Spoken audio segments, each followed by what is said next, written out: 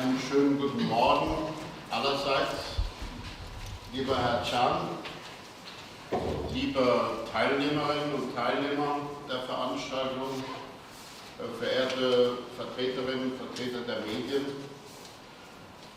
Viele im Saal kenne ich schon lange.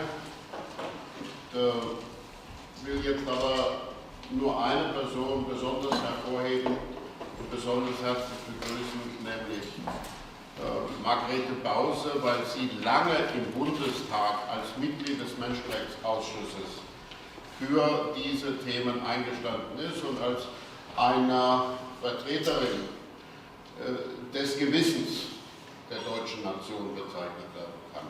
Vielen Dank, dass du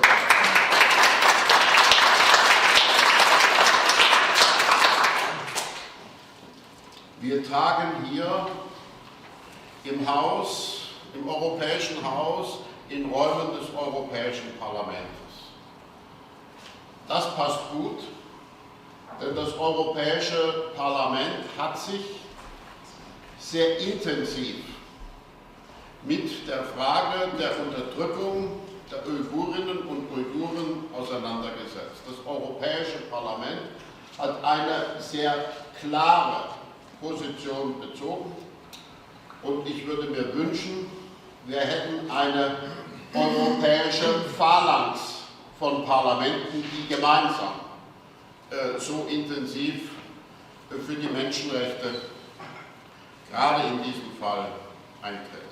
Das Europäische Parlament hat auch den Namenspatron ihrer Initiative, Herr Can, Ilham Tohti, zum Sacharow-Preisträger gemacht. Und wir haben gerade einige Kolleginnen und Kollegen vor kurzem an die Menschenrechtsbeauftragte der Vereinten Nationen, Frau Bachelet, geschrieben, dass sie, falls sie tatsächlich nach China fährt, von den chinesischen Behörden verlangen soll, dass sie auch Ilham Tohti sehen kann, von dem wir nichts wissen.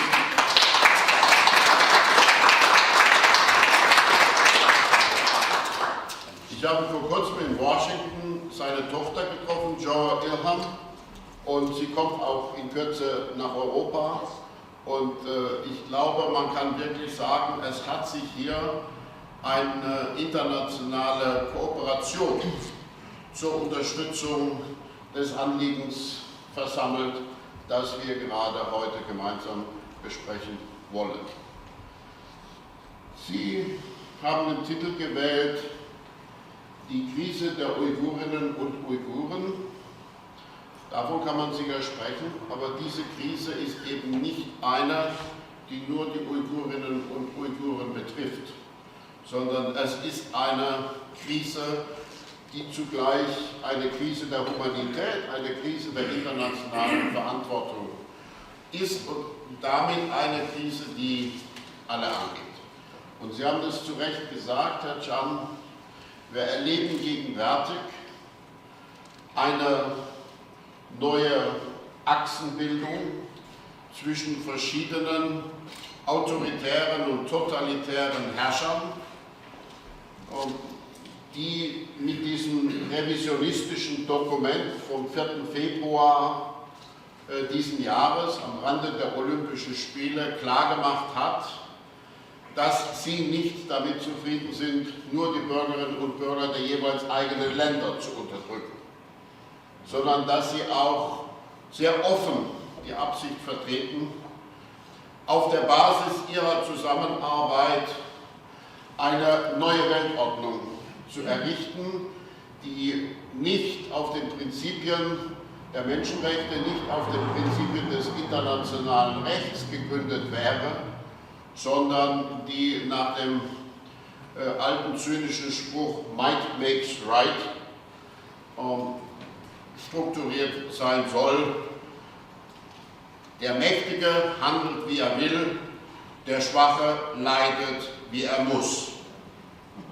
Ich glaube, es ist deswegen in unser aller Interesse, an keiner Stelle, wo genau diese verhängnisvolle Grundhaltung zur praktischen Politik gemacht wird, wegzuschauen.